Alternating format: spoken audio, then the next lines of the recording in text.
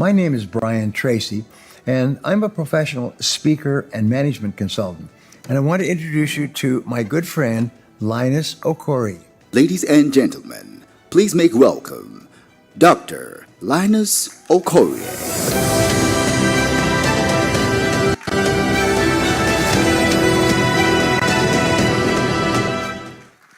Is there anybody in this room that would like to make a difference? Can I hear you say aye? Everybody wants to make a difference. Everybody wants to count. But the truth of the matter is that it's not everyone who wants to make a difference that ends up making a difference. So look at your neighbor and say, do you know who I am? If you know who I am today, you will buy me lunch tomorrow. You may comfortably sit like a king and queen.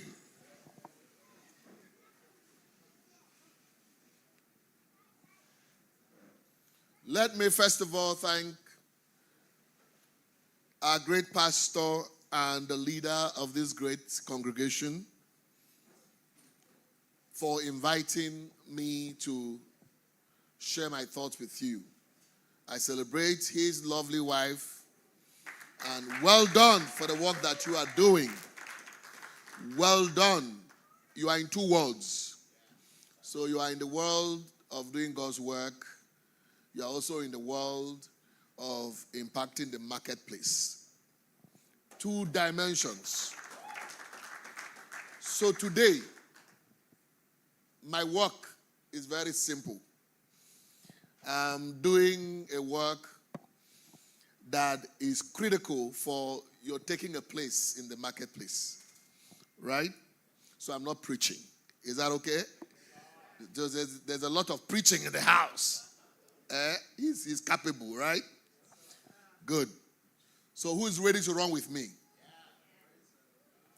You know, the 21st century is designed in a particular way that has made it very difficult for those who would live without passion to find a place. The 21st century, the way it's designed, is the fact that there are certain realities that makes it so interesting. For instance, the concept of globalization. What does it mean? What it means is that the world is now in your palms. The world is not in my palms. The world is now so small that there is interconnectivity. What it means is that all the borders, they have been broken down. So what it means is that there is borderless economy, borderless systems. What that means is that anybody in any part of the world, even if you live in the village, that can find a passion, that can define himself or herself, that can build something that he or she is ready to give his life or her life for. That you are ready to define yourself, define your future, define your vision, define what makes you who you are. If you're able to define that and give it your life, what it means is that the world can pay attention to you. You know why? Distance is dead. In the era of social media, in the era of what? Instagram, Facebook, call them.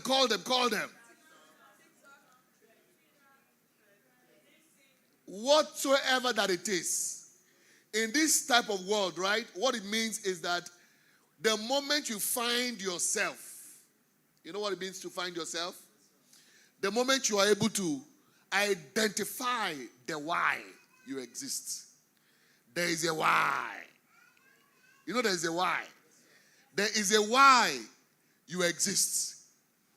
There is something called purpose. There is something that wakes up a man, and that man remains awake till the end of his life. You don't understand that? No, you don't. Do you understand what I'm saying? There is something that wakes up a man. And the man remains what?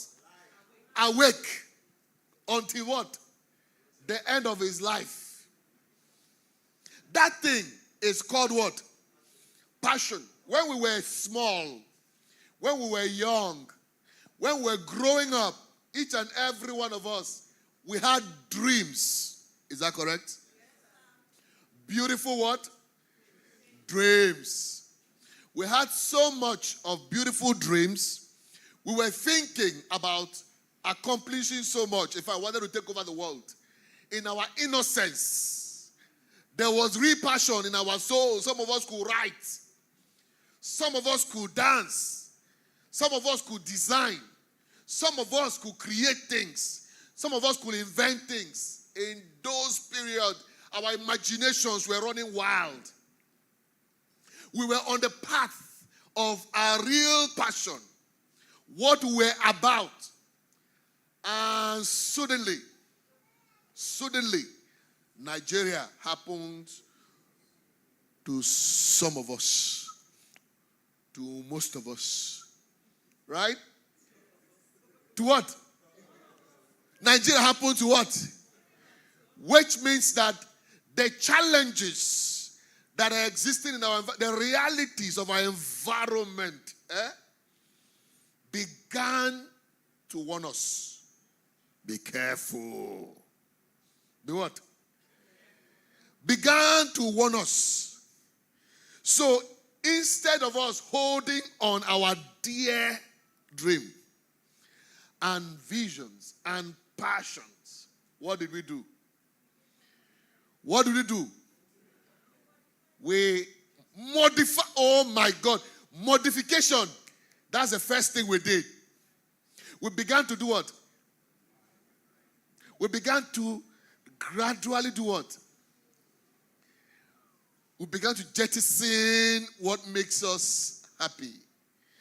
What makes us glad.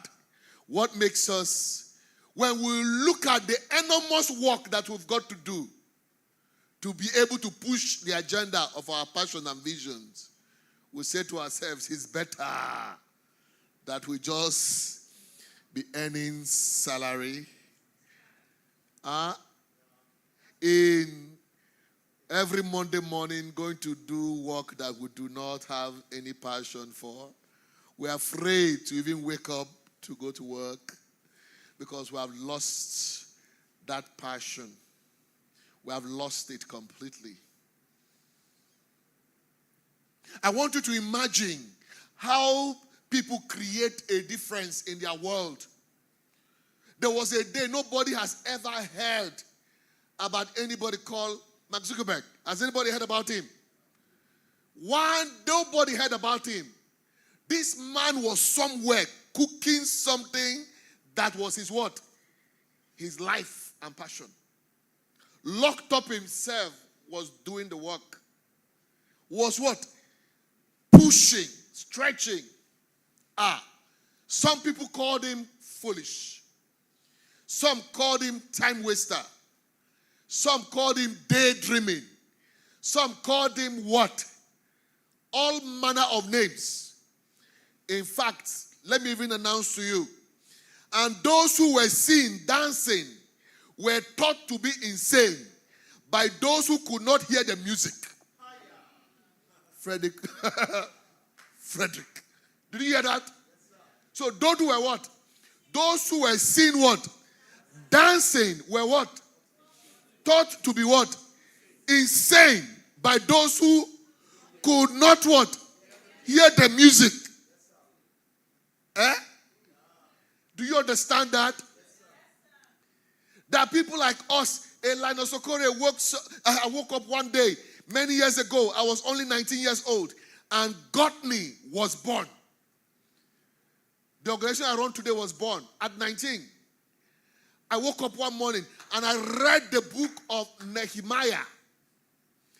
And I saw the type of leadership capital that was resident in the life of this great guy who rebuilt the walls of Jerusalem.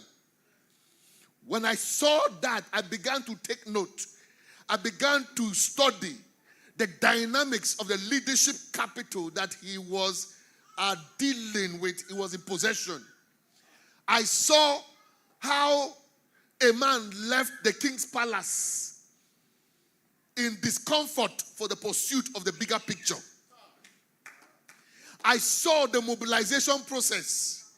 I saw the vision he casted. This wall must be rebuilt. I saw the dimensions of his ability to actually work with different people of different structure. I saw his preparation. I saw all of that. I began to cry. I began to cry for Nigeria because I looked around and I couldn't see a lot of those type of leaders occupying places of what? Leadership. And for days I was crying and I was asking God, give me a purpose. Give me something to do for this country. And it dropped in my heart, raise me people that fear me in the leadership of this nation and I'll back you. And Godney was born. Do you understand? So when Godney was born, from that day it was born, I became restless. Restless for what? Pursuit. Restless. I became sane. Insane, rather. Sorry. I became insane.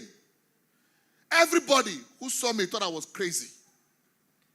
Everybody carried my portmanteau in the university and wearing my coat and appearing in every empty classroom. The leadership authority has come. And people are wondering, what manner of guy is this? But in that insane situation, I tell you, when I made altar calls for leadership, those who want to pursue leadership, the whole place was filled with people. And I gave them assignment, 5 a.m. tomorrow morning at the basketball courts. And people showed up 5 a.m. The hunger to become. They showed up. But yet people called me crazy. What kind of guy is this? I consolidated myself within the school. It was intense. You guys, you see a young man, not even 21 years old. He says good morning to you. It looks like they are forcing him to say good morning, and yet he wants a job in your system. You can't even feel him. No intense. No intensity. Look, let me tell you something. Do you remember the gentleman they call our own Jesus, right? You remember when he was in a building inside somebody's house? Remember? He was teaching inside somebody's house. And there was a guy who was bedridden. Is that correct? His 4 friends did what? What did they do? His 4 friends, the passion they had for the recovery of their friend was so intense that they carried, when they could not enter through the door, everywhere locked up. There was no space, no penetration space. These guys did the unthinkable. How dare you open somebody's roof that's not yours? How dare you? Their passion was burning in their heart. All what they could see was their friend what? Getting healed. Every other thing is none of their business. I'm trying to define what passion is to you so you understand it. When we mention passion, somebody is telling me, what are you doing? It's okay, why are you here? Why should we give you a job? No. The reason is that my father is poor. Please help me. Do you see the thing? Why do you need a job? Please help me. My Marketers come to market me. Bankers. Why should I open an account? Said, help me. They are doing appraiser. What has got to do with that? These guys, they torn down somebody's roof and got their friends from the zinc. Boom! People who were sitting was wondering, what disruption? What disruption? What disruption? A process was disrupted. That's passion. That's what passion means. Passion. That was the same passion I exhibited everywhere I went to. If I walk into a room, you knew somebody had entered. And in that pursuit, my friends, it has been more than how many years? 19? I just turned 50 this year. 30. 31 years of what? Pursuit. Pursuit. Pursuit. I did buses. Have you entered buses in Lagos? Bus in Lagos. Bus in Lagos. Where people are coming from work and sleepy. You say, hello everyone. My name is Linus Okorie. I have come to share some leadership principles. In a bus. Have you done crazy things like that? Walk up in a room. Have you ever done things like that? That you go and announce a program and go to a hall and say, I want to use this hall for my leadership breakfast. And there's no money in your pocket. No money in your pocket. And you reach a deal. Immediately after the program, sir, I pay you. The man say, okay, I give you a chance. I give you what? A chance. And I go into the field, disturbing the neighborhood of all the buses in Lagos, between Victoria Island and Festac, throughout the week, mobilizing humans. And on that day, the hall is filled to the brim. Because one thing about passion is that when you are passionate about something, some people will catch fire. Some people's heart will burn. Did you understand what I'm talking about? John 2:17. The disciples said, they remembered that he said, the zeal of the Lord, of the house of the Lord has what? Consumed me. So that day, the man will be waiting. There's somebody standing in front of the door. In case if I escape. Do you understand? I could see that. And in the middle of my session, once I'm getting towards the end, the next you hear me say, we are all in this together. The people say, yeah.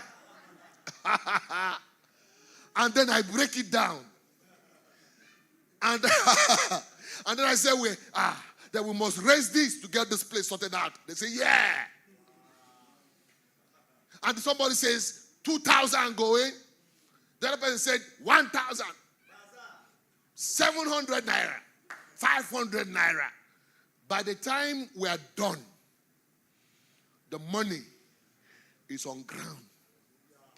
Do you understand what I'm saying?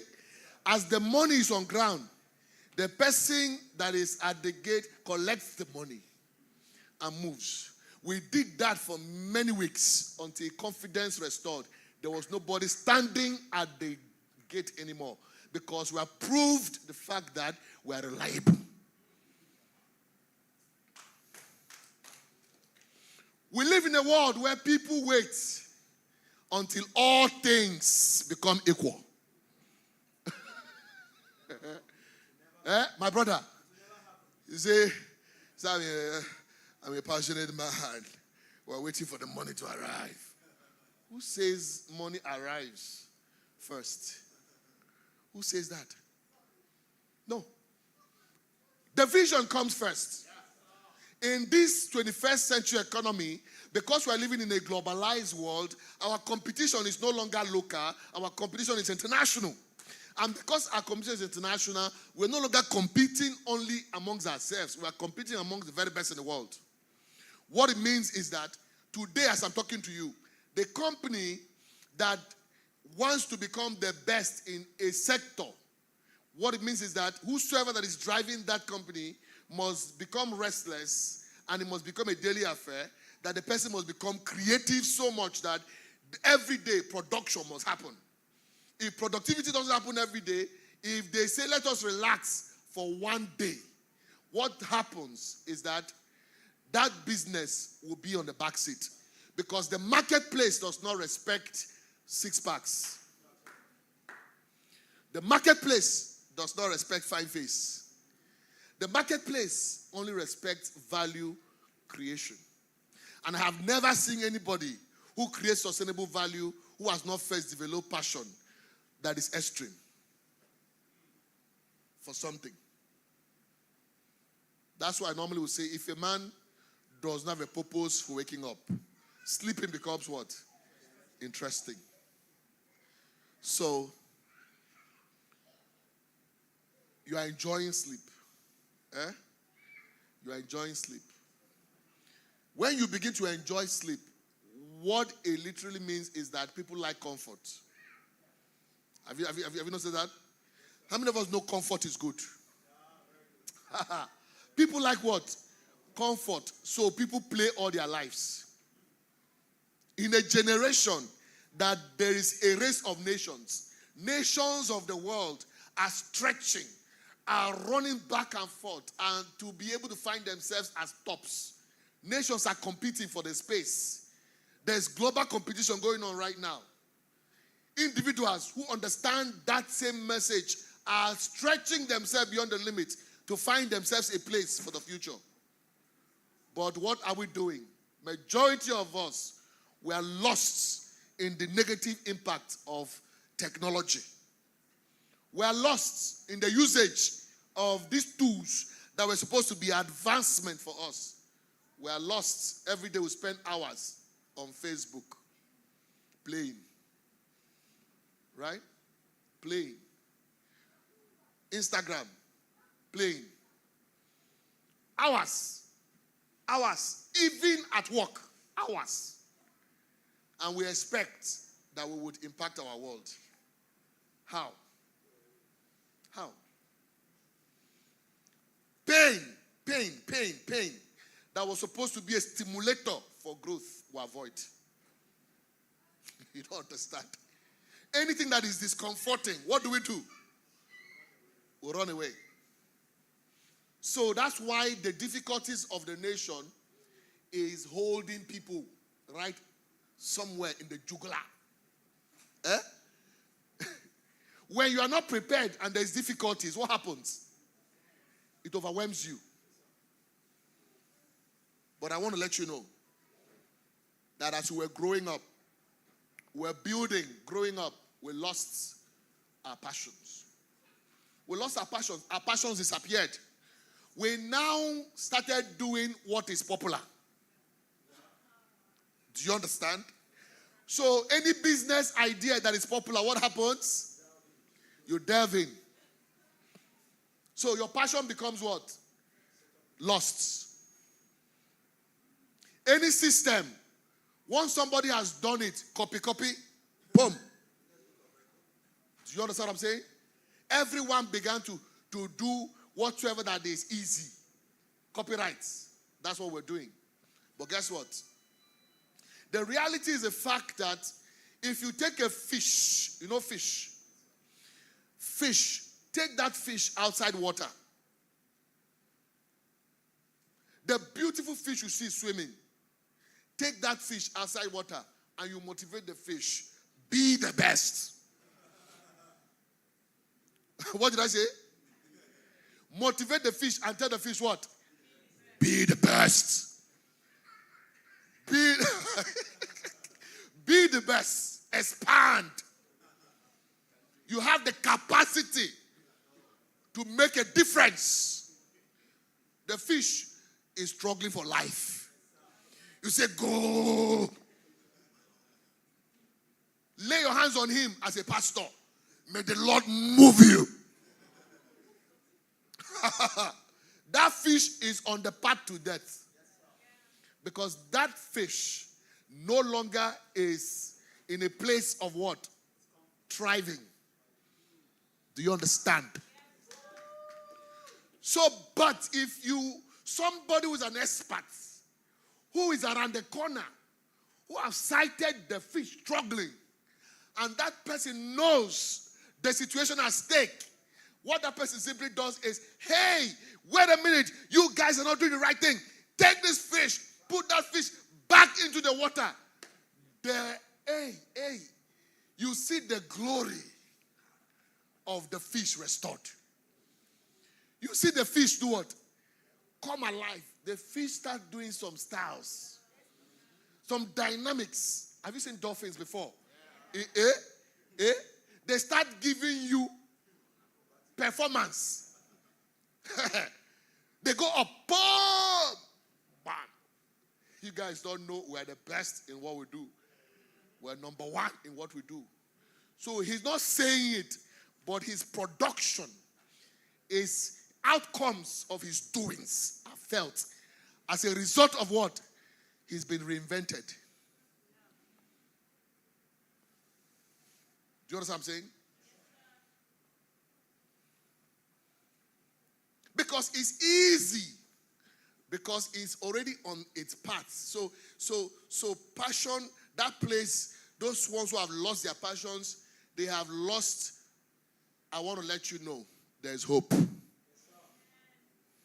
Is there anybody in this room that feels like, oh wow, look, I'm floating right now. I'm floating in the world system. The world recognizes only value creation. The marketplace recognizes only value creation. Do you understand what I'm saying? But the thing is that the way it is designed is such that they will ignore you in the first place when you come with proposed value. Does that make sense? There has been nowhere where the world welcomed value on the first value. First thing first is a process. First thing first, you find the vision. Why am I existing? This is the reason why I'm existing. Then you begin to build it and build it and build it and build it. At some point in time, you get the value. People around you get the value. Your friends get the value. And sometimes family gets the value, but the world is still in doubt. So when you are now in a place of reinvented purpose, reinvented passion, what you now need to do is that, listen, the reason why you decide to quit is because of the fact that you thought it was the first announcement, everybody was celebrating you. You thought it was easy. If it was easy, everybody would have been a hero. If it were easy, everyone would have done what? Would have become a hero. What did you do? So the idea and the secret is the fact that you must realize the fact that it doesn't just happen. There's a concept called the keep at it factor. There's a concept called what? The keep at it factor. There's a concept called the strategy rooms, where you stay in the strategy room, in the thinking spot, and you are working on the vision and breaking them down into what? Goals, into strategic plans, into blueprints, into specific timelines, into specific what?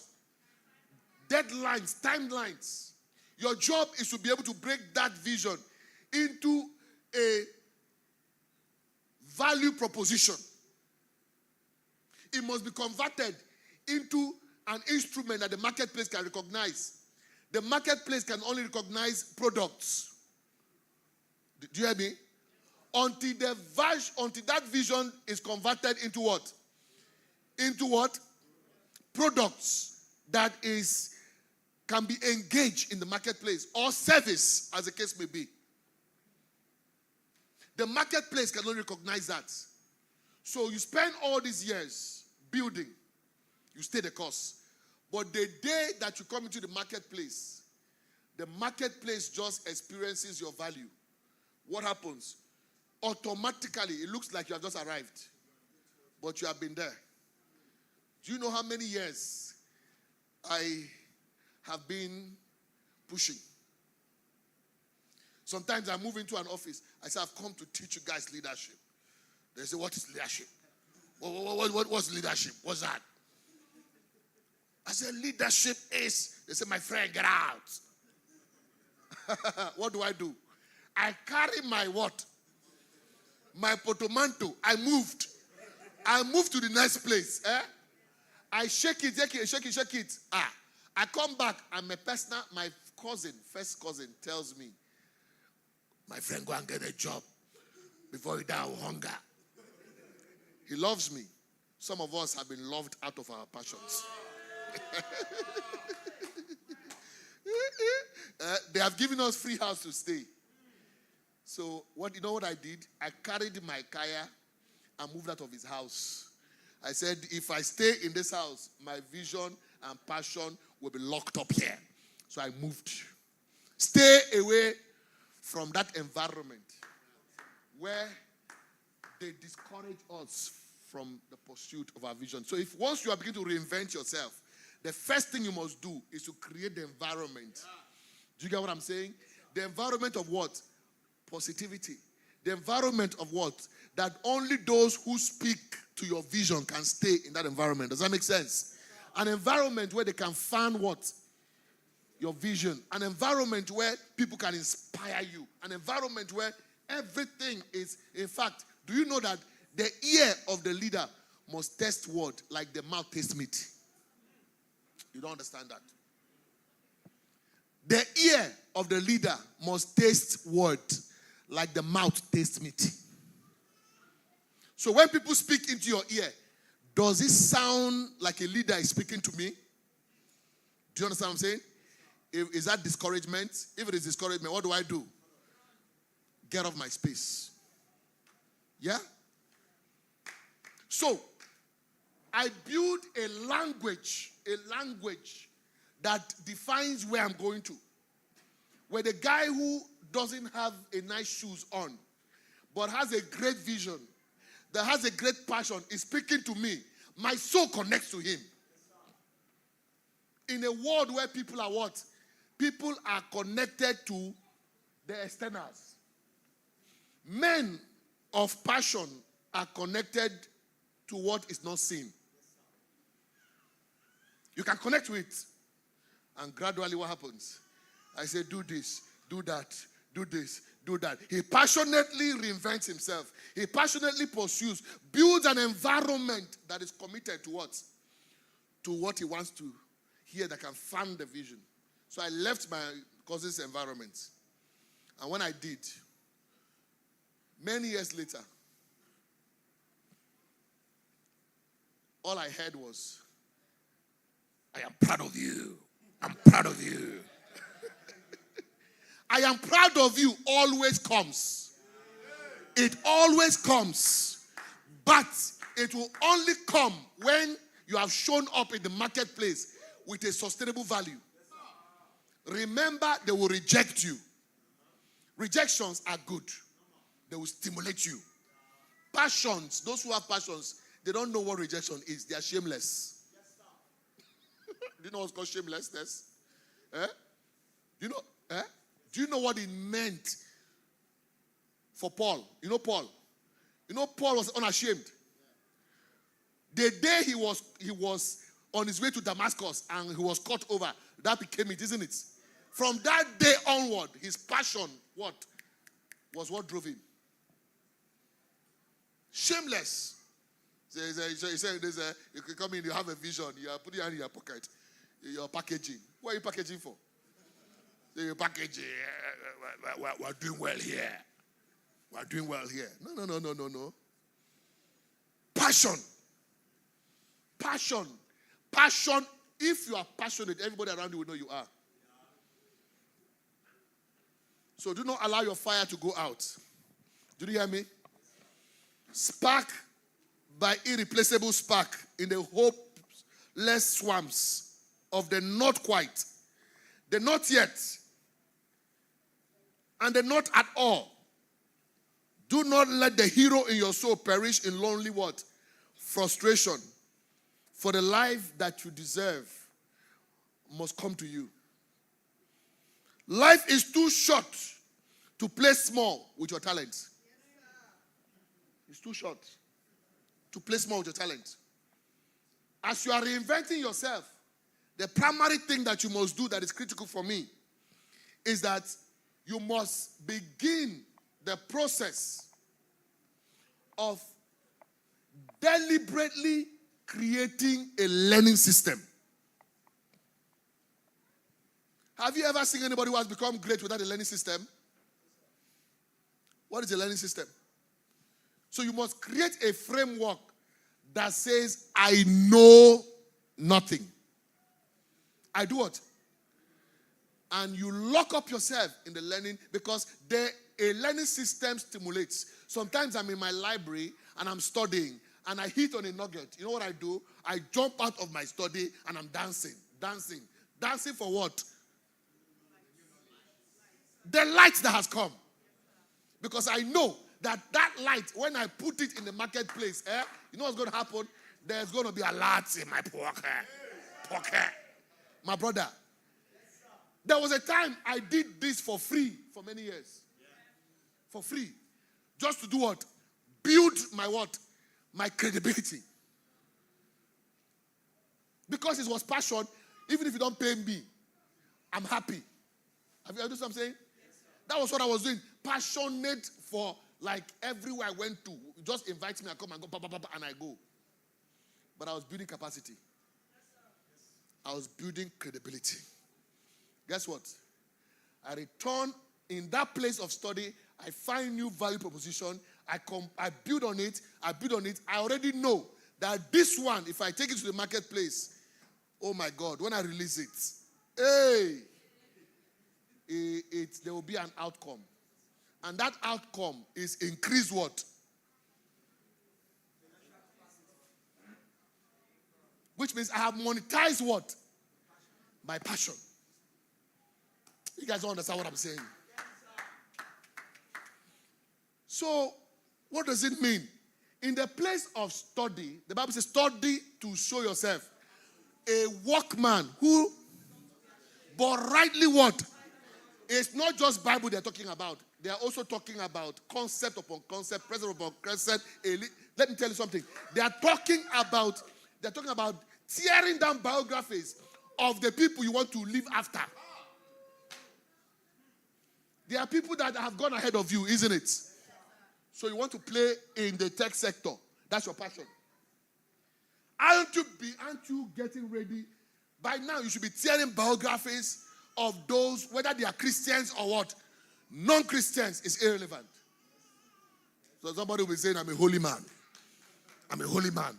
I'm a man, I'm led by the Spirit. There are materials I can't touch. The man has succeeded in the marketplace. You want to play tech. Go find his material. Tear it apart and get the principles. Because every successful man drops their principles that are drawn. And if you don't have passion for your vision, you will not find the way another man has done it. Passion will lead you to study. In fact, it will lead you to research.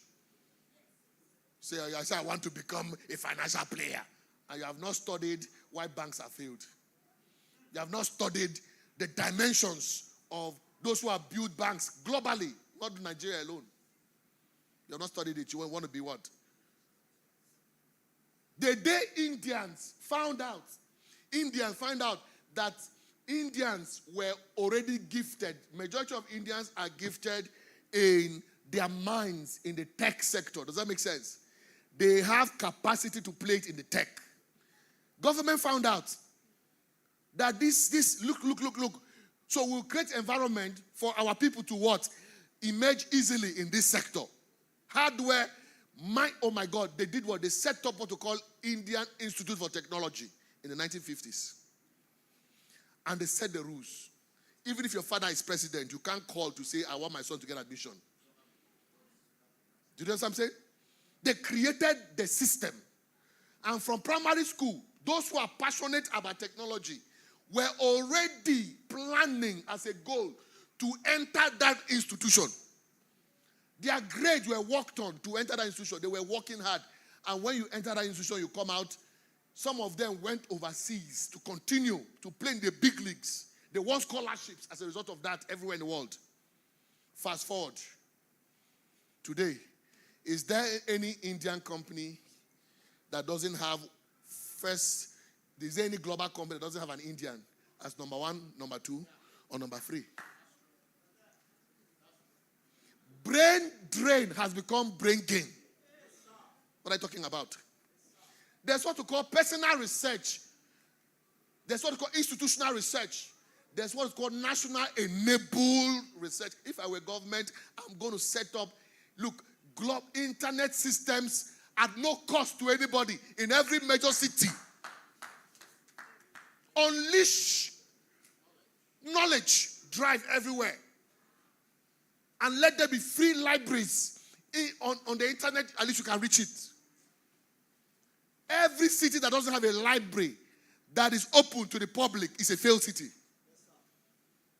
you understand what I'm saying? And if the country can't do that for you, what would you do? You do that for yourself.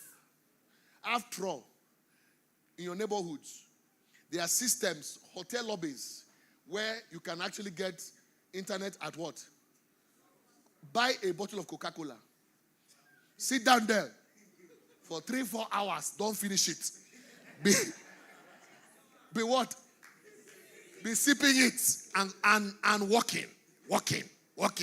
If you do that for 6 months,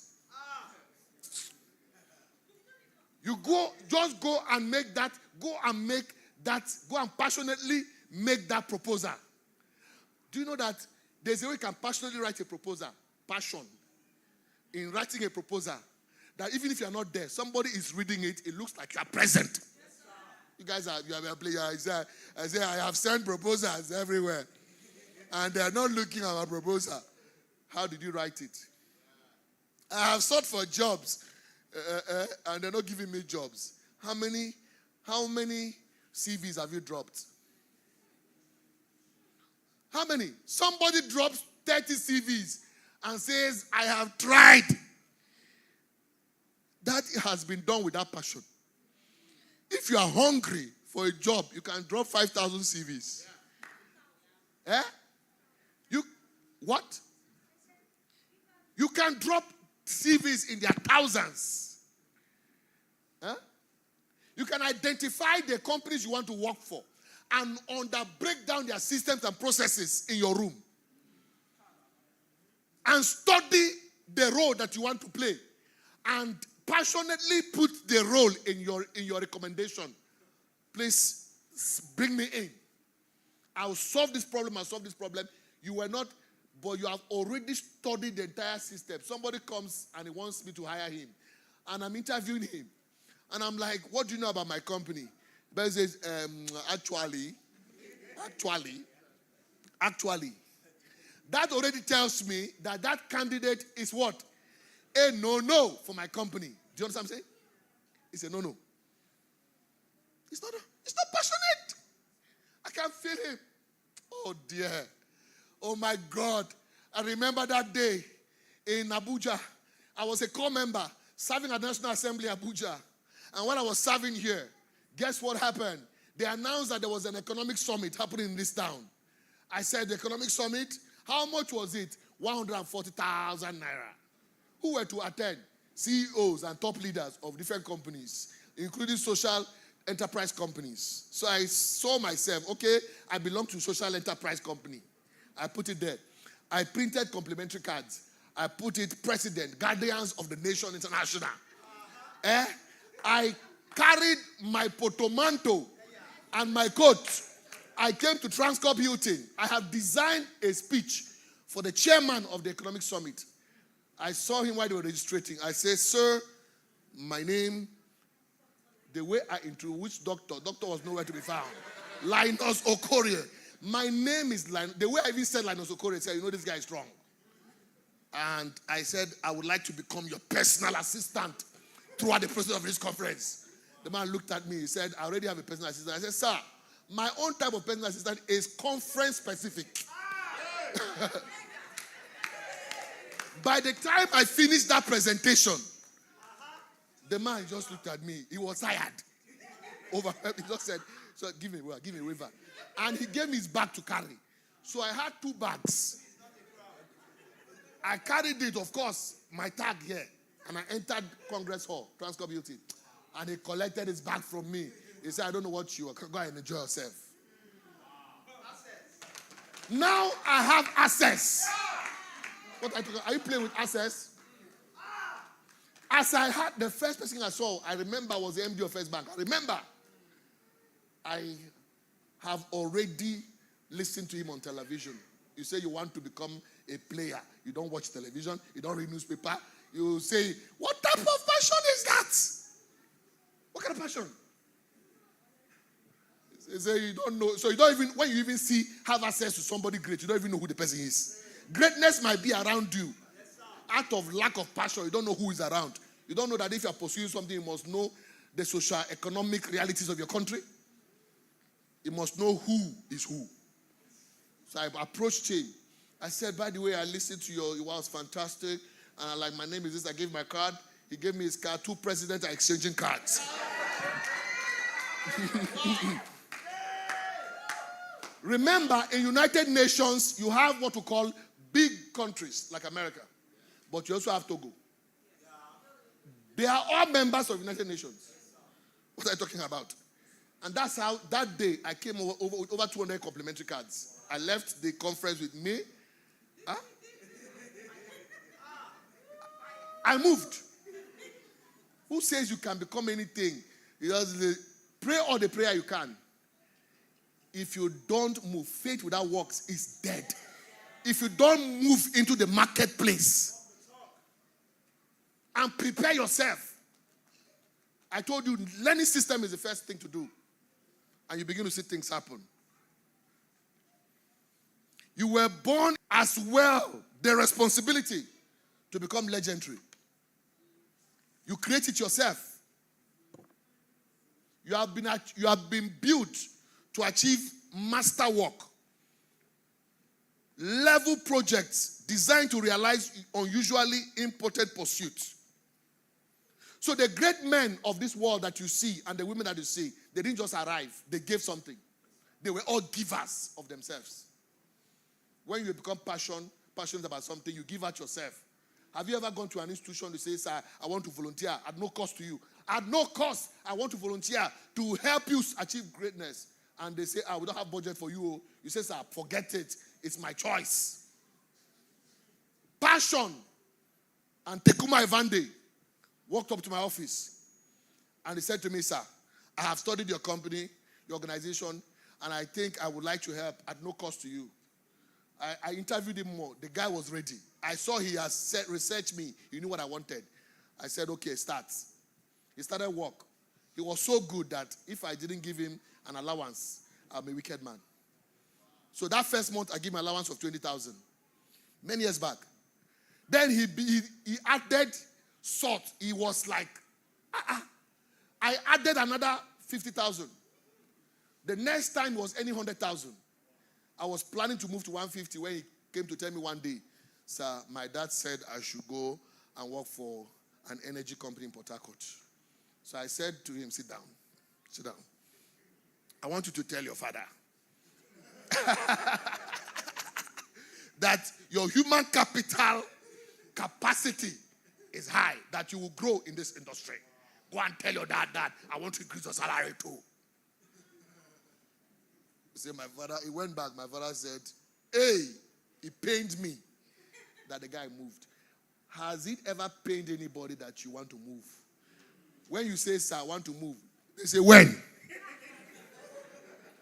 That shows that your passion has not produced any value in the place.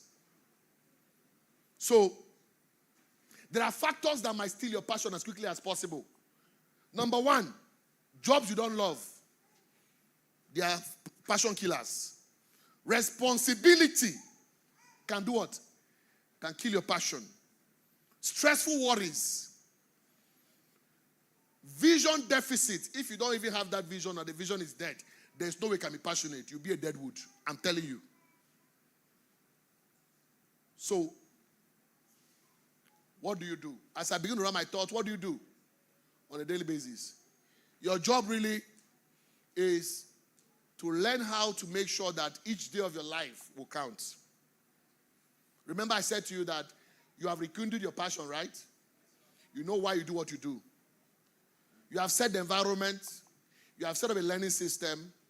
And the next thing is to begin to break down your ideas into product and what? And services. And once you break them down into that, then pursue it in the marketplace. Pursue it with every energy you've got. Execution becomes the name of the game. Don't wait until it's perfect. Yeah? Get it done. Even though there's what? There's a mistake. Does that make sense? Keep doing it. Repeated actions that you do every day. If there's no joy, create your own joy. There's something called mind leadership. Mind leadership says that I'm passionate about what I do. Therefore, no amount of distraction can penetrate into what? My heart. That's why guide your heart with what? With all diligence. For out of it is what? Is the issues of life. So inside that place, this mind, that's where the mindset is where you belong. For all these years, 31 years. Every time that discouragement wanted to set up for me, the secret was that I created joy for myself from the inside. I created joy. And testimonies of those that have impacted, they come up and show up for me. And I'm like, yay! Whoa! Whoa! The next thing is that I double my what? My efforts.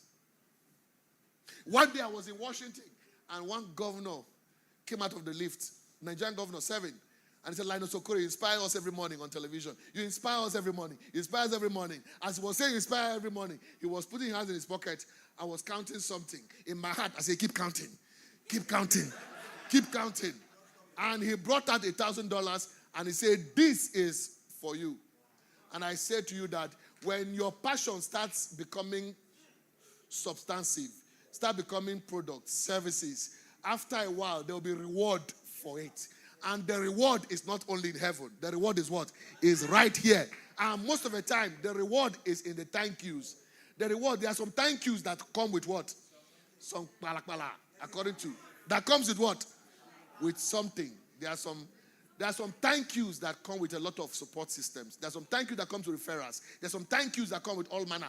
But the interesting thing is that you become valuable. You become somebody that is going to leave a legacy. Anybody who understands legacy will know that I have never seen anybody who pursued passion and created value in this life that was not successful and that was not sustainably creating legacies even after the person is gone. Mother Teresa was passionate about what? Poverty, helping the poor. And the day she died, head of state went to bury her. What about Evita Peron? She just simply said, my greatest fear is not to be forgotten. And she lived out that passion. And today, her name is all over Argentina. So I want each and every one of you to rise up on your feet. As I begin to rise on your feet quickly. You see, rise on your feet and people are dragging. Passion makes you do what? The way the economy has been structured, my friends, I understand, right? I understand. The economic framework can make people do what? Disappear. They lose their humanness. They lose the ability to even think. They lose the ability to fit into society. What I want to let you know that they say if you cannot beat them, you do what? I say to you, don't join them. No, don't join them. What I want you to do is reinvent yourself. And I want you to tell the neighbor, say, reinvent yourself. Reinvent yourself.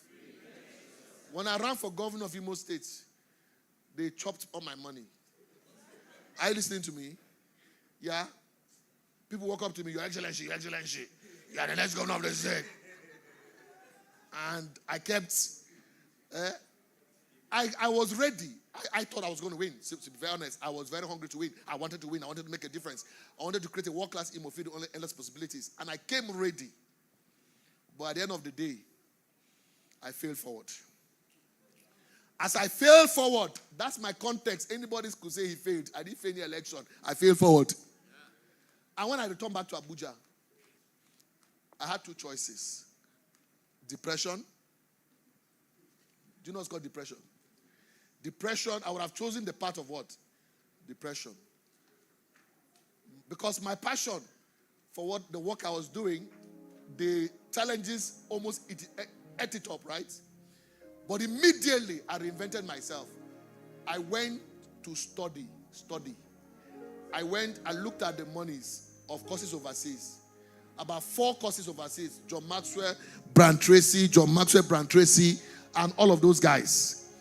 I chose their courses. Some courses worth £1,700, some $10,000. There was no money. But passion gives birth to ideas. And I generated ideas. At the end of the year, to cut the long story short, I got the monies I needed. And I traveled for those courses, put myself in those environments, heard the right things, connected the right people. And at the end of the day, a new vision was born in my heart in San Diego, in California. And I ran down to Nigeria. In 6 months, we set up the most comprehensive leadership center in Nigeria.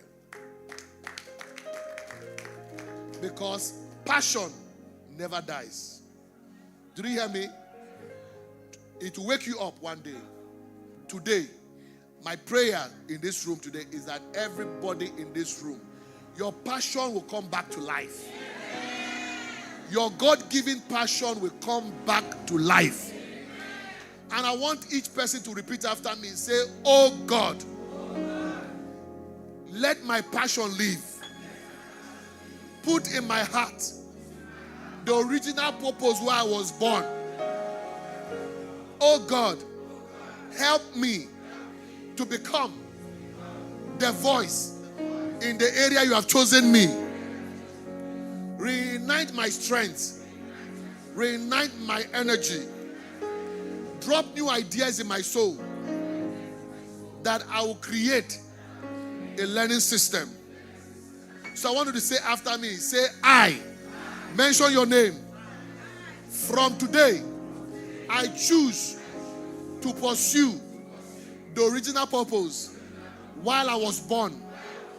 From today, I am going to overcome all the challenges because I will give myself to hard work, to smart work. I will receive the energies to do the work. I will seek out partnerships, collaborations that will help me to stay on the path of my vision. Henceforth, I will not quit easily. I will stay the course. I will build and keep building. I will become that leader that my industry needs, that my sector needs.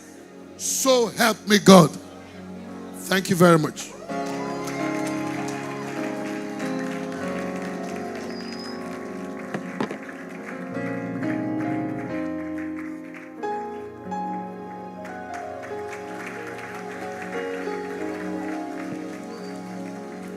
Wow.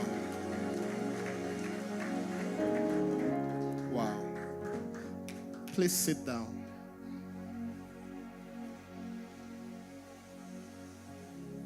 I don't want us to get carried away with this. A lot of things Dr. Linus has told us today. And it borders on every area of our lives. Whether you have started, whether you're about to start, there's a lot that you need to reflect on. There were things Dr. Linus said. We have a lot of passion killers. You have to get out of it. Everything that is killing your passion. You had the energy, you had the zest, but something is just draining it. You need to change that environment. You need to change that environment. You can be a better version of yourself. You can. Because of time, I will not dwell into, the summaries that I have here. We would give about 15 minutes or thereabout to people that want to ask Dr. Linus questions. This first service is different from every other preaching service that a preacher just comes and goes. No. This is capacity building. Now, I want to tell you this, and I think I mentioned it. For you to have Dr. Linus, in the, advanced leadership program at Gotney, you have to pay about maybe 2.5 million naira per person, about 2.5 million, to hear him talk like this.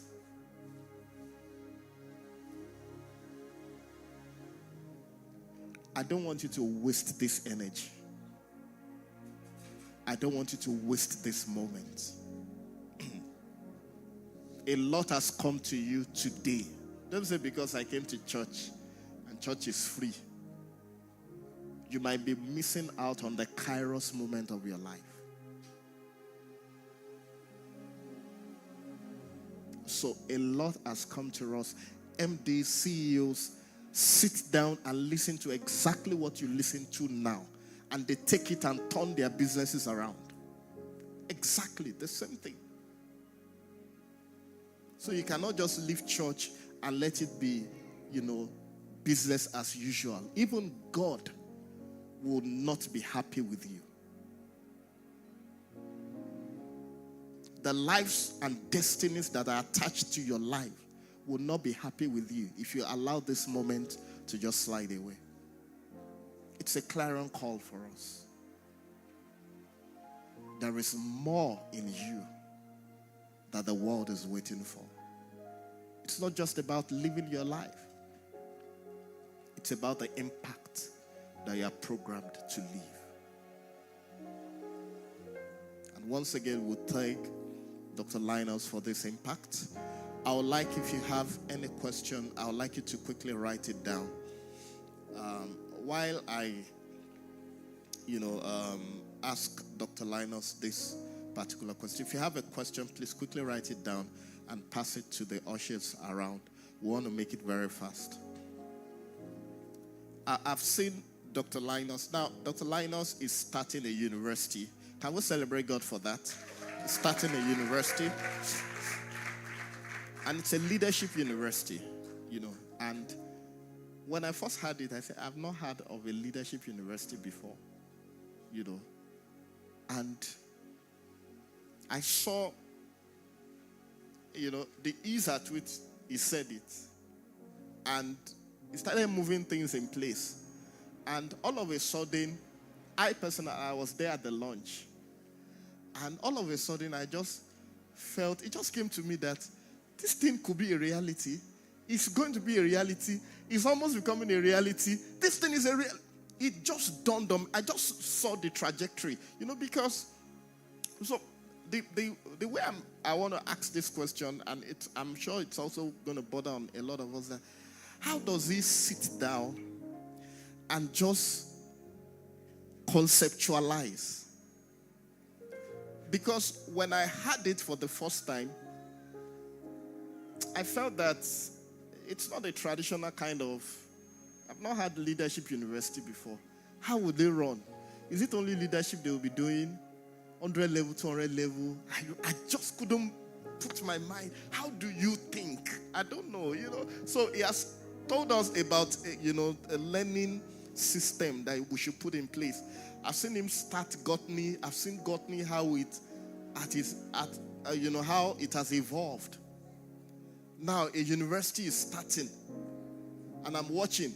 And if we are not careful, if I keep watching, that university again, they will start graduating thousands and thousands and thousands, still watching. I don't want to watch again. I want to start acting. So how do you do it? You need to tell us. How do you conceptualize and run with it? I was at the launch and people just believed it. It was when I saw the extent to which people believed it and now started breaking it down. I said, yes, this can be true. It's possible. Because, so how did he see so far ahead? And they brought it so close. Do you know, one day as I was checking on the internet, I just saw that there was another person somewhere in the world that is trying to do something like that. I said, oh my God. If he did not act, if he did not do it, If I'd seen that one before, I would just be like, this is copycat. As God is speaking to you, God is speaking to many people. If you don't take action, you are going to be living in another man's dream. You are going to live in a world that you were supposed to create yourself. So, our first question, you have to tell us, because all of us must learn how to do that thing, how you do it. You've told us about passion. Yes, we like passion. But the doggedness, I don't know, maybe, and because I also, a little close to Dr. Linus, at least I watch a couple of things. It's not like he has all the money. That's one thing. It's not like he has 1 billion that he has kept somewhere for the university. Because naturally, if you want to start a university, you say, okay, let me go and collect a loan. He will not collect loan. Let me go and do this. He will just do it, and effortlessly, the whole thing will begin to evolve, and it will become a globally acceptable. So, sir, we want to live here with a blueprint on how we can do the kind of things that you do. Just like the disciples of Jesus Christ asked him, can you teach us these things that you do? How do you do it? Okay, Thank you, sir. So now I have to... anybody in this room, you've ever had a vision that keeps you sleepless nights? Can you take this, sir? Thank you. That gives you sleepless nights. You have? So some years back, a young man walked up to me with a vision that was put in a booklet. He said, this vision is killing me. So he shared it with me, and I'm like, oh my God, this is fantastic. Let's make it what? Happen. I gave him some ideas. So this young man left. A year after, he came back for the same conference, Emerging Leaders Conference. And he brought the same document. And the document was now dirty. But I could recognize it. And he wanted to come and still share the vision with me. So I said, get out. Get out.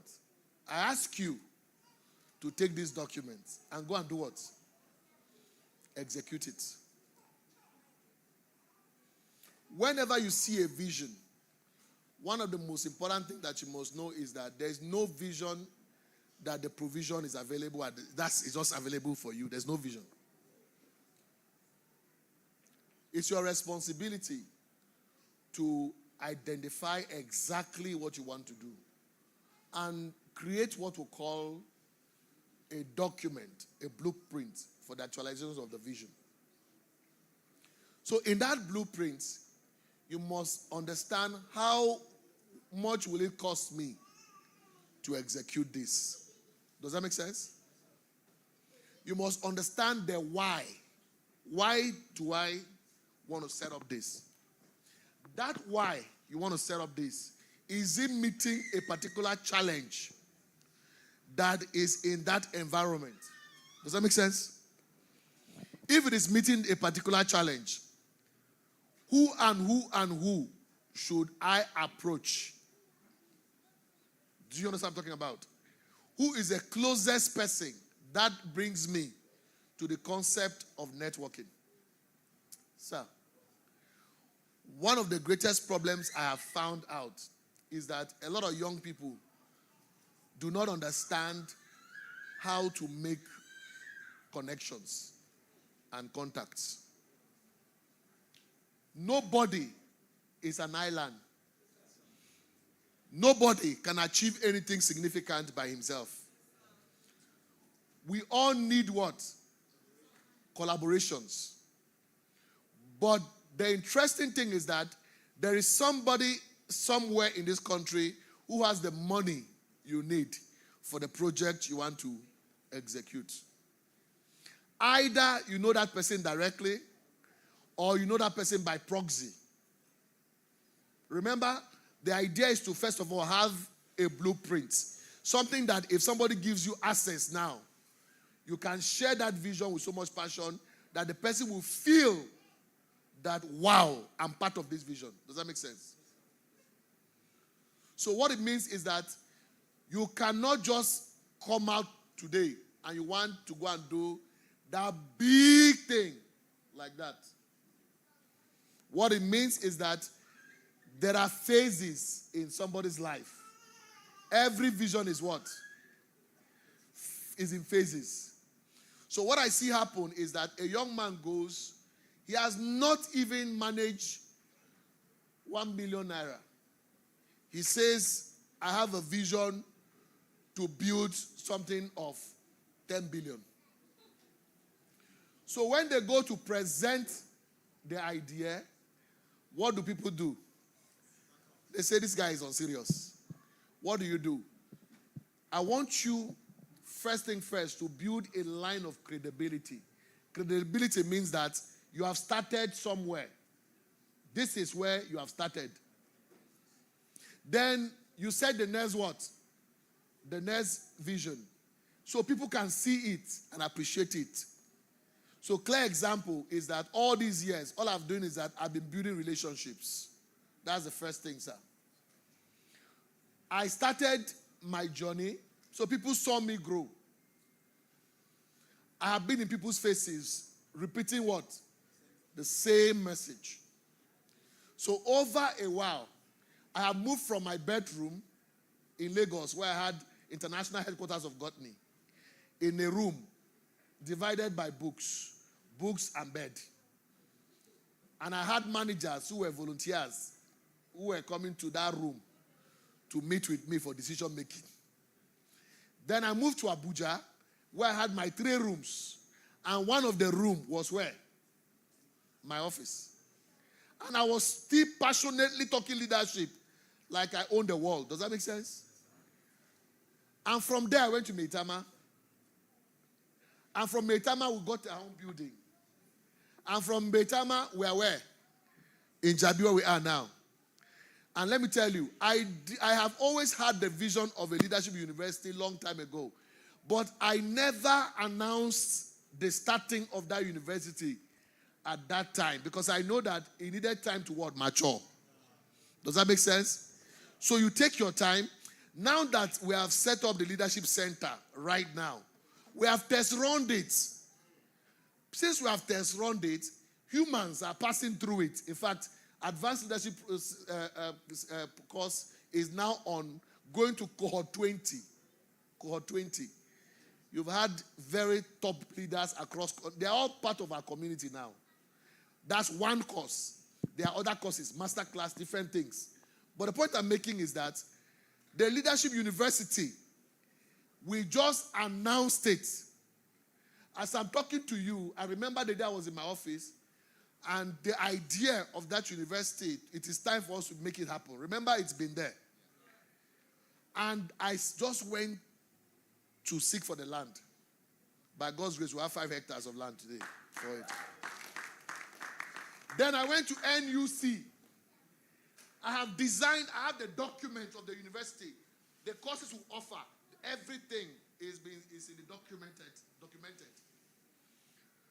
And I went to do what? Meanwhile, to cut the long story short, there was a family I met in England 9 years ago. I met them in London. They are green architects, which means they are architects who design high-level projects, right? Worth billions of dollars. And I shared with them of my dream 9 years ago of a leadership university. Are you listening to me? And every year when I travel to London, we'll be discussing it. How they will be the ones to execute when it is time. They execute the university, the model, and all of that. Let me even now shock you that couple, they are the ones now who are designing the model of what the university will look like. So every kobo in my pocket that I make, I push where? To London. Quietly, nobody knows what I'm doing. Right? And NUC is going through the registration process now. And as I'm talking to you now, by next week, we are going into a retreat to now discuss the details of how to market to raise $50 million for the university. Now, the money is not there, but guess what? The money is everywhere around me. And the money is in my heart. The money is done. And the date for startup for the university is December 20, 2028. Right? It is clear in my mind. Now, the question I want to ask you, everything that you want to do, what is the passion you are put in, even in developing the concept?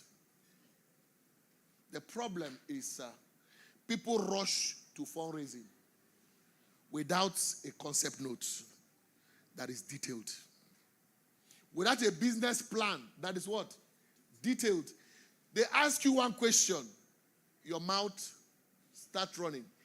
People go and start talking about their plans on social media without a personal retreat on their plan already. They announce it for visibility's sake, but they have not done anything about it. So when somebody asks a question, how do I support you? Your mouth, you don't even know how. So they say you are not what? Serious.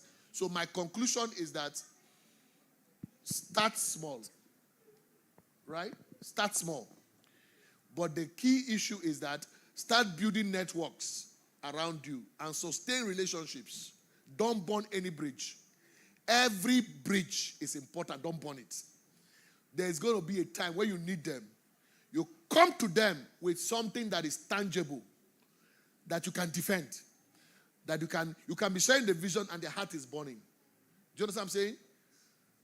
Do you understand that? The moment you can understand that terrain, that's how visions come to life. Because you share it, you already have disciples. Does that make sense? People buy into it as a result of that. So stop rushing out when the vision is not yet done. Stop announcing yourself before time. But you can announce the vision in your mind, in your circles. It comes true when you pay the price. Step by step. Don't jump. Start from here. Execute it. It works. Oh, wow. David, remember David? David just killed what? A lion. When there was time for him to go, and what did he say? He was bragging about what? The lion, the testimony. What have you built that is working? That is the next thing that you can sell for what? For the next level. But every money you need is in somebody's pocket. I bet you it's easy to guarantee to get it.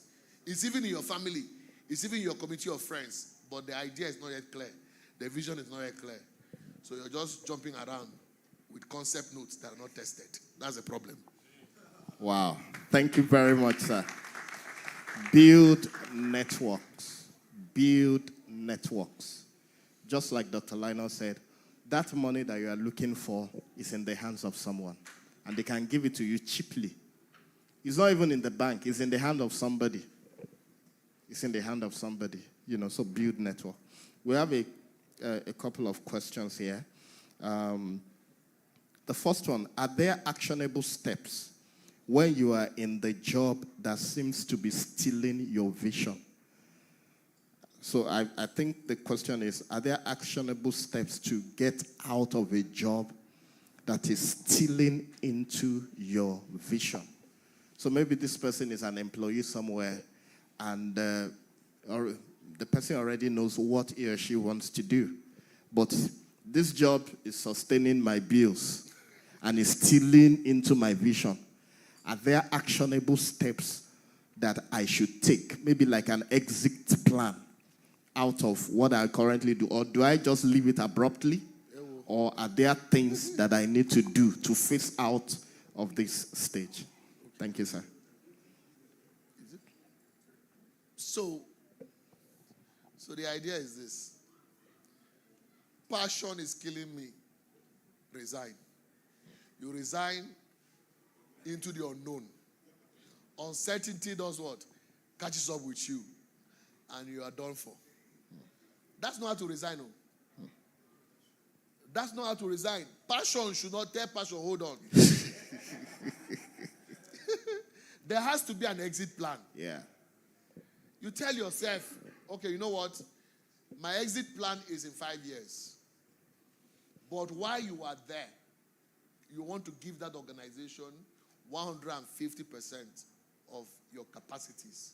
Good. Does that make sense? Yeah. Use that organization to test run your capacities and competencies. While you are planning what? Your The exit. 5-year exit. You are doing the right savings. You are building the right networks. And weekends, if there's an opportunity for you to be involved in those activities that gives you your passion, you can get involved in them at no cost to people. And after a while, you might be shocked that people start paying you for what? For that passion, even while you are doing what you're doing, weekends.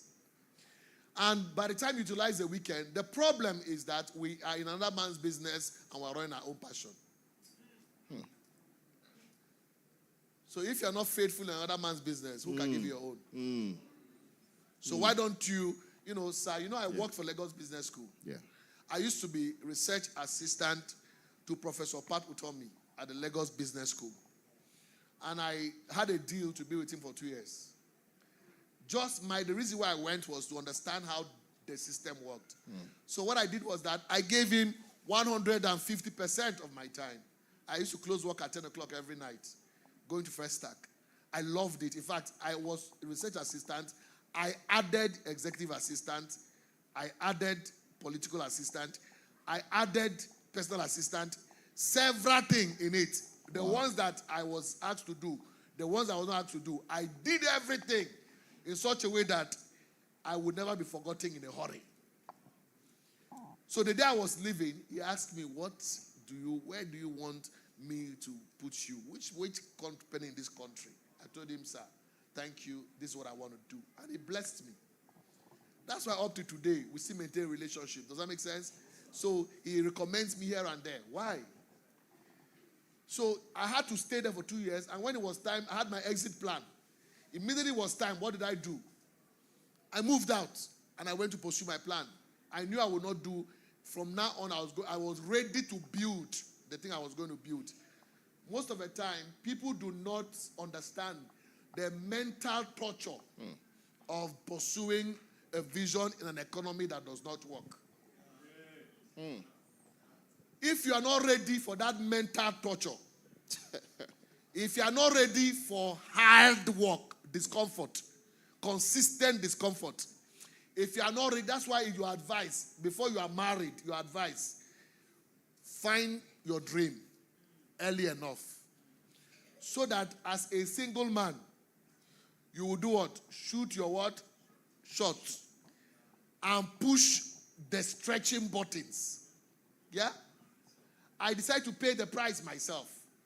My brother, have you ever, where every member of your family depends on you, everybody's praying that you go and get a job, and then suddenly you come up with what? A vision that was not going to pay you for the next 5-10 years. The mental strain, the toughness, sometimes you come back. Have you ever gone to look for sponsorship and the people tell you, sorry, we have no budget for you? You say, thank you. And you leave. You come back again. You stretch. Oh, my brother. And have you ever experienced where people come to you, eat your house, eat all the food you have in the name of volunteers? Have you experienced that? Eh? So if by the time you experience all of that, and most of them are coming, half of them are not volunteering anything. It's their stomach. When you find out it's late, they have moved on. So if you understand what I mean, if you are building a vision, people come in and out of your life, back and forth. The challenges of it, if you are not ready for it, my advice to you, you kukuma stay where you are and find yourself a vision that fits in where you are. Does that make sense? Yes. It's better for you. Because if you come out and you don't have the mental readiness, the first challenge that you will face when it hits you, you will see people break down mentally. So if you are ready to pursue your vision to the end, then that's when you can actually fight the discomforts and stay the course and stay at it and keep at it and delay the gratification, that's the only time that you can pull through.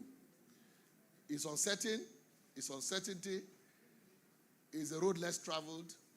But the interesting thing is that if you stay the road less traveled with all your strength to the end, yeah, it will lead you to some place of reward. That's what it is. Wow. Thank you so much, sir. Another question: how can I develop confidence for what I have passion for? People usually confirm that I'm good at it, but the fear to pursue my passion is still there. How do I develop the confidence? Everybody tells you what? It's good at You're what good at is, it. yeah. When they tell you that you are good at it, it's supposed to be your strength too. Do you understand what I mean? One day I was upstairs and a young girl was dancing downstairs and mimicking and singing. And I came from upstairs in the estates and I quickly, said, I want to introduce you. A young girl, little girl. And I took the microphone, pretended to hold a microphone. And I said, very distinguished ladies and gentlemen, permit me to introduce a great star, a this, a that, a young girl who is going to blow your minds away. The war is ready to receive. By the time I said a few of those words, I saw a girl come alive. Her confidence rose. And she took that microphone and was performing like she was performing in the presence of 10,000 people. I said to myself that there is nothing that gives somebody strength than encouragement, word of the mouth. You are good at what you do. If they say that over and over again, that is an environment you need to thrive. Confidence will be restored immediately. And when people around you speak truth to you, that's if they are not lying to you. Because we live in a generation where people are afraid to give feedback. You don't understand what I'm saying? You have to test run it to be sure. People are afraid to tell you that this you're dressing is bad luck. People are afraid to tell you that. People are afraid, they are friends, so they don't want to hurt you. So you might sing and you think you are good at singing. Because everybody around you tells you that you have a good voice. Meanwhile, that your voice cannot succeed in the marketplace. But if you test run it and it's the truth, that it is a truth, you know beyond every reasonable doubt that you know what to do. All you need to do is keep developing it. Keep at it. Stay at it. Keep developing it. One day, preparation will meet opportunity. And the moment they invite you to perform that day, somebody might be sitting in the crowd that just simply says, oh, whoa, I want to give you a platform. That's it. Just keep doing what you know how to do best and keep growing. That's what it is.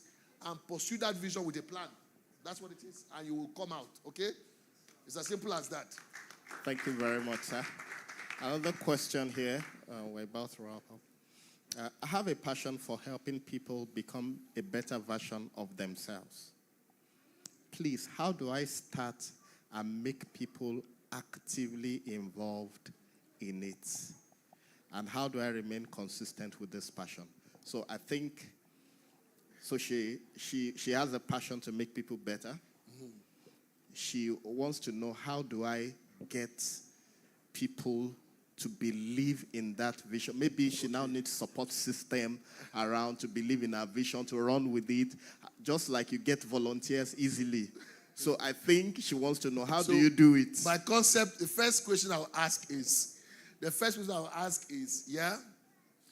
So you can have a passion to make people what? Better. But the question I want to ask is, are you actually making people better? Because if you do make people better, have you ever seen where there's green grass? Grass is green. And the goat doesn't come there?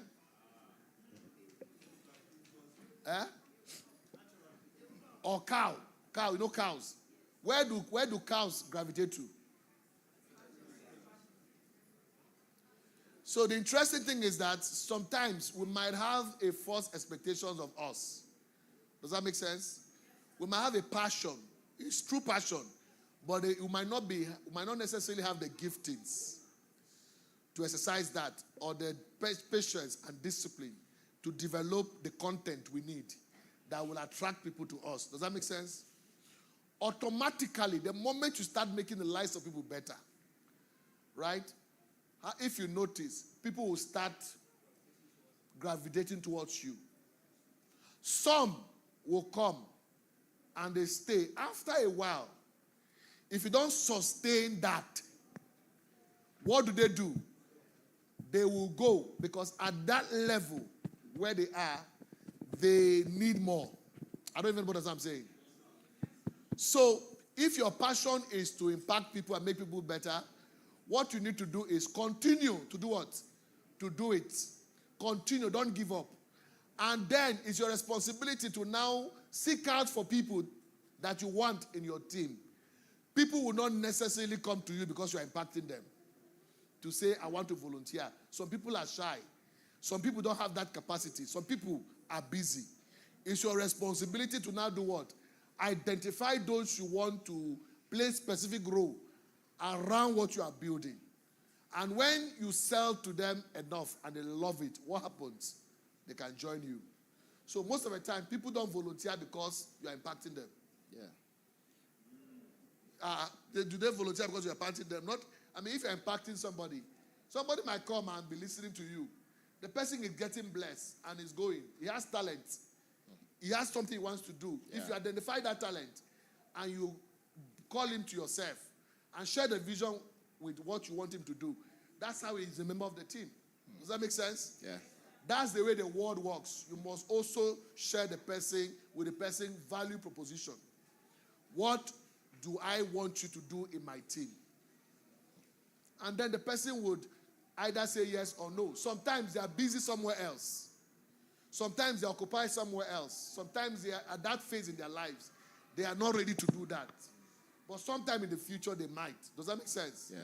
But I want to let you know that if we are building something solid, you must also have those who will automatically be attracted to you, and they will be there to support you at all times. Yeah. Thank you very much, sir. I have about 2 more. Sorry for this. So the question here is, having chased my passion in education for a decade now, I discovered that more passions sprang up. In my case, about 4 more are sprung up. Please, how do I manage them? So you want to ask whether the 4, are they outside education? Okay. So, I don't know if the person that somebody asked can it, ask that. okay, good. Is the other passion outside education? They are interrelated into education. So, there's a main passion that came, and this is now birthing other passion. Oh, yeah. So, I think maybe it's trying to, how do I... Okay. So I have many things. Okay, so in that definition, I'm one of those who do not believe in multitasking. I'm not one of those who do. I'm starting a business. So I have a business in dry cleaning business. I have a business in farming. I have a business in the oil and gas. I have a business, where else again? Real estate. At the same time. The best you are going to be is average. You're not going to be known in any of them. It's a fact. So, my brother, I started with leadership development. In fact, it will interest you to know that I started with a non-profit idea, which means Gotney was a youth leadership development organization, and I did that for years. In fact, Emerging Leaders Conference by November will be the 24th Emerging Leaders Conference for 1,000 people at no cost to them. It has been there for 24 years, right? So there are things I have done under Gotney for a long time. Then growth began to happen. Yeah. At some point, I knew that non-profit measure cannot sustain where I'm going to. So I floated a business of training people. That one, if you have money, you come. If you don't have money, you stay. What did I say? Because I go to Harvard Kennedy School and I pay heavily in thousands of dollars to get leadership education that might not even fit in our local context sometimes. Yeah. So what did I do? I created my own Harvard in Nigeria that will do executive education. And so I'm doing the executive education and I'm earning money doing that. And then I'm doing personal coaching on what? CEOs who are having challenges with their leadership. They come and sit with me and they pay money to what? To get some value. Is that correct? Yeah. And then I'm doing consulting. Leadership what? And then I'm writing books. Which is, I'm an author. And then I'm doing what? I am doing keynote speaking. Yeah. Different from training. Which means I'm a trainer.